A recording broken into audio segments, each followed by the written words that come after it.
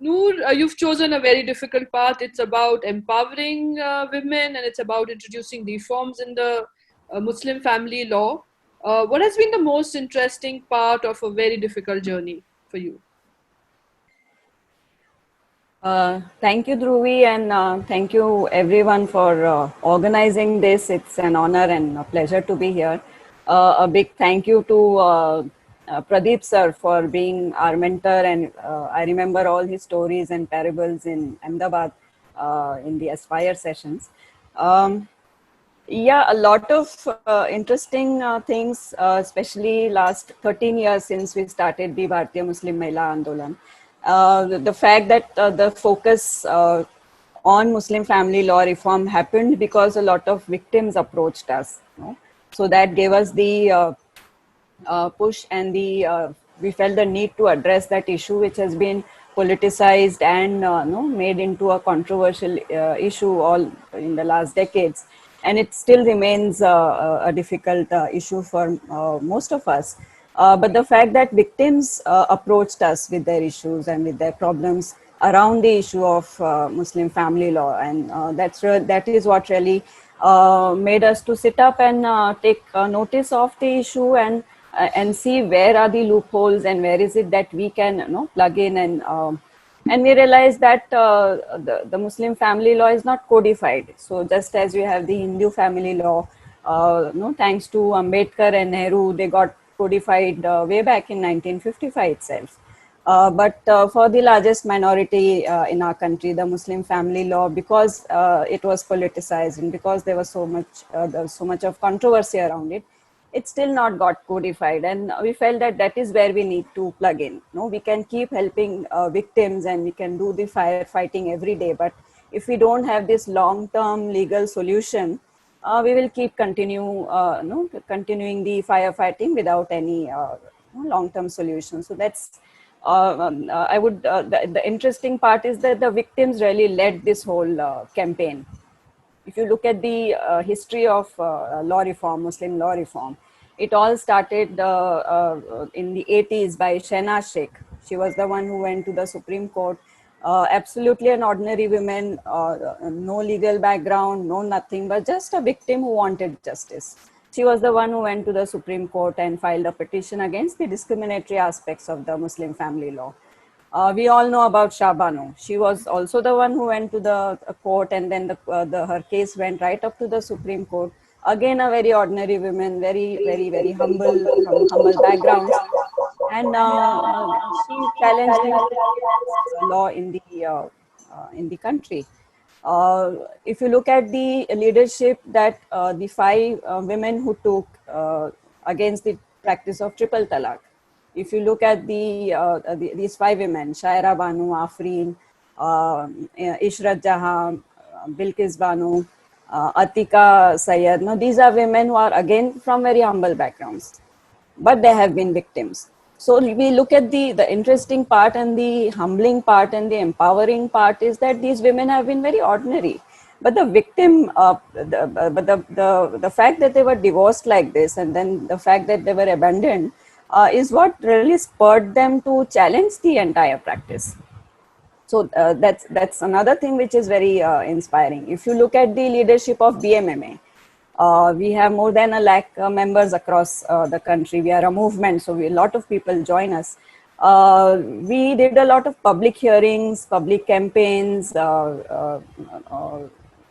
publications where women came up right up to the stage to talk about their stories. Now that requires a lot of courage because there's a lot of pressure from the family, from the husband, from the neighbors, from the religious groups not to talk about these issues. These are matters of religion.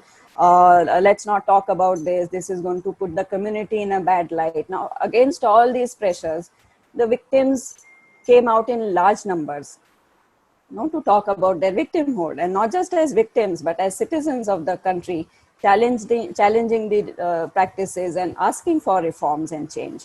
So for me, that has been very, very inspiring for me personally, and a very interesting way, because if you look at the Hindu family law that got codified, it was people like Nehru and Ambedkar. I mean, stalwarts and academicians and people who understand law and who understand so many different things and at a different level completely. But this change has happened and has been led by very, very ordinary Muslim women who are not lawyers, who are not academics, who are not, who don't have a background in family background in politics, or they're just plain victims and they don't want to remain victims. They want to challenge certain practices and they are asserting themselves as citizens. So that, Dhruvi, has been a very, very interesting aspect of the whole journey. So you already have achieved a lot.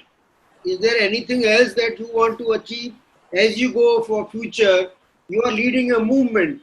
You are a leading movement of 1 lakh people. You are, and as you said, ordinary women, ordinary Muslim women to wage this battle cannot be easy.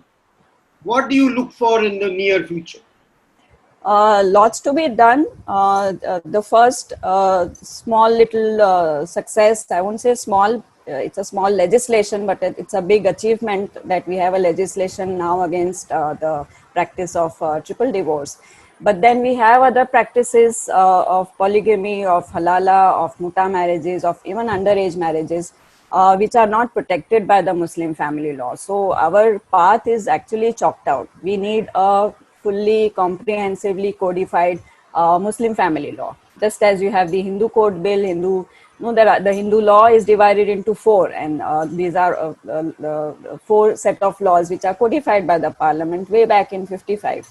And over a period of so many decades, it has been reformed and it has been amended and made into a progressive legislation. Now, when are we going to start that process? When are we as a community going to have a comprehensively gender just Muslim family law? It's 73 years into independence and we are still struggling and demanding that. So that's a big future work that we have to do. Our PIL against polygamy and halala are already pending in the Supreme Court. We are expecting the Supreme Court to take a quick, give a quick judgment on this practice because it needs to go away. And of course, the larger issue of family law codification of a law which is very clear on certain legal aspects. It needs to clearly lay down the age of marriage. We need a legislation against halala and polygamy. We need legislation which ensures equal inheritance rights to Muslim women. So we have a long way to go, and I'm very confident that we'll be able to do it because there's no way of going back on this issue. We are on the path. Yes, it's difficult. We are a movement. So movements are hardly in the radar of people who want to be funding us. And more than anything else, we are also Muslim women's groups. A lot of people are not just patriarchal, they're also Islamophobic. So we have those challenges before us. But yes, the future is very clear. Our vision is very clear. We need Muslim women to emerge as leaders, not just for the community, but also for the country. Last year, we saw this year, we had Shaheen Baghs all over the country where Muslim women led the fight for saving the constitution.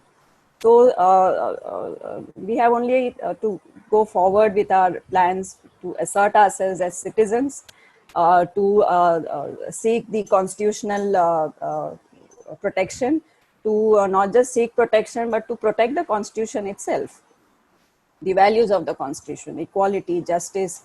We need to also work towards making, looking at what are the provisions in the Quran for the Muslim women and how we can use those injunctions for demanding our rights for a better law.